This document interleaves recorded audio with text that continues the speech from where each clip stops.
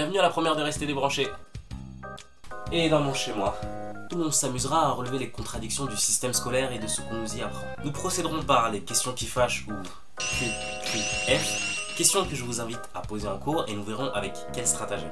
Alors, prêt à mettre le doigt sur la prise? Tableau.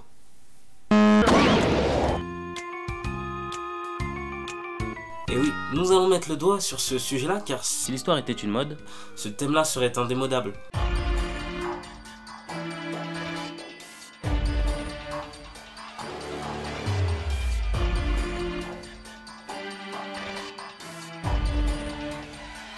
Si on regarde bien, on nous en parle quand même sans arrêt. Avant d'en arriver à la question qui fâche, voici une astuce, la force du nombre. Donc le but pour vous est d'inviter 5 à 6 personnes à voir la vidéo et à désigner celui ou celle qui posera la question en cours, que les autres derrière soient prêts à rebondir. Le contexte ainsi posé, nous allons passer au plus croustillant, la QQF. Monsieur, la guerre ça a bien un coût? Oui, bien sûr. Ben, qui a financé Hitler pour pouvoir faire la guerre? Écoutez, premièrement, vous allez m'enlever ce foulard. On est dans une école laïque ici. La question posée ici est qui a financé Hitler et qui lui a permis de faire la guerre? À l'école, on a trop souvent l'habitude de traiter les sujets à la surface. Mais nous, on a pour habitude de traiter les sujets en profondeur et de ne pas avoir peur de trouver des noms. Vous savez, ces noms qui ont un peu l'effet Voldemort. On ne prononce pas son nom. Ouh, on se refuse de prononcer. Celui dont on ne doit pas prononcer le nom a fait de grandes choses. Terribles.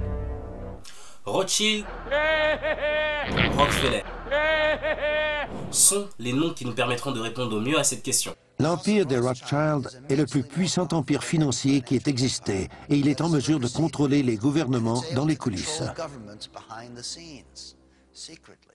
La famille fut tourmentée par la polémique entourant John D. Rockefeller, le roi de la Standard Oil. Considéré comme un prédateur impitoyable et le mal incarné, il a bâti un empire industriel et s'est constitué une fortune personnelle d'une ampleur sans précédent. Faut savoir que l'Allemagne en 1934 n'avait pas de ressources pétrolières. Autant vous dire que pour une guerre moderne mécanisée, le plan il tombe à l'eau. Et c'est là qu'intervient le savoir-faire de la Standard Oil, tenu par les Rockefeller. Ces accords passés en 1930 avec la société IG Farben ont permis à l'Allemagne de pouvoir développer l'essence de synthèse, utilisée par la machine de guerre, développée par hydrogénation, grâce au plomb tétraéthyle.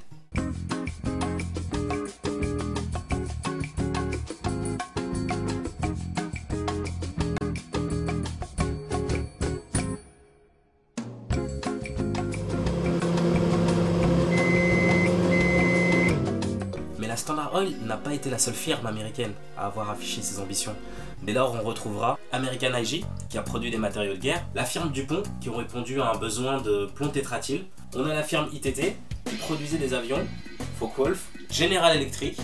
On a les sociétés Ford et General Motors, qui eux étaient les plus grands producteurs de charrettes de camions. Ford, lui, mouillé jusqu'au cou, médaillé pour service rendu. La Croix de l'Aigle, décoration nazie. La Banque Morgan, qui est à l'origine du plan d'Ozyon, permis à l'Allemagne d'après-guerre de se reconstruire, et par conséquent aider ceux qui financeront par la suite Hitler. Et la propagande nazie alors? Ivy Lee, fondateur des relations publiques, américain et employé des Rockefeller. C'est marrant que même les fonds de la propagande nazie ne trouvaient pas leurs origines en Allemagne. Pourquoi retrouve-t-on les intérêts américains en Allemagne nazie? Pour leur faire la guerre par la suite. Rothschild, à travers les notes de Bill Steele, George Wheeler, William Guy Carr, Frederick Morton, Edwin C. Knott, Richard Lewinson, John Gunther et les déclarations de Louis McFadden, Rockefeller, Morgan, qui ont eu un rôle essentiel lors de cette guerre, n'étaient que des agents employés de Rothschild. Donc du coup, on arrive à la triste conclusion que Rothschild a contribué aussi à sa façon à l'ascension d'Hitler. Rothschild a deux particularités. La première particularité est que toutes les personnes qui touchent de près ou de loin à cette guerre, de Morgan à Rockefeller, ont tous des liens avec Rothschild. La deuxième particularité, c'est que Rothschild, grand banquier allemand, s'avère et serait la maître de confession juive. Comment se fait-il qu'il se retrouve derrière ceux qui financent Hitler, qui lui déportent des juifs par wagon entier? C'est sans doute la question que vous vous posez. Mais dans ce même cas de figure, nous retrouverons les banquiers Warburg, Jacob Schiff, Oppenheimer. Inutile de préciser que tous ont des liens très étroits avec Rothschild. La question que je me pose, c'est qu'est-ce que l'on nous cache?